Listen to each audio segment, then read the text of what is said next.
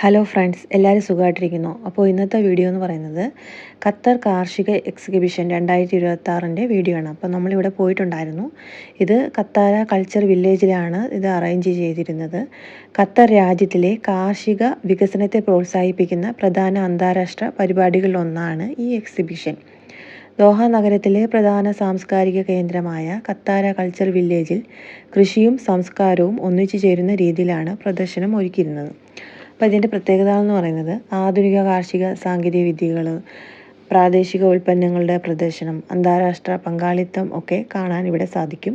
അപ്പോൾ ഇവിടെ നമുക്ക് പ്രധാനമായും കാണാൻ സാധിക്കുന്ന ഉൽപ്പന്നങ്ങൾ എന്ന് പറയുന്നത് പച്ചക്കറി, പഴവർഗ്ഗങ്ങൾ, ഡയറി ഉൽപ്പന്നങ്ങൾ, തേന്, ഓർഗാനിക് ഫുഡ്, വിത്തുകൾ, വളങ്ങൾ, കാർഷിക യന്ത്രങ്ങൾ, ഗാർഡനിങ് ഉൽപ്പന്നങ്ങൾ എന്നിവയൊക്കെ ഇവിടെ ഉണ്ടായിരുന്നു.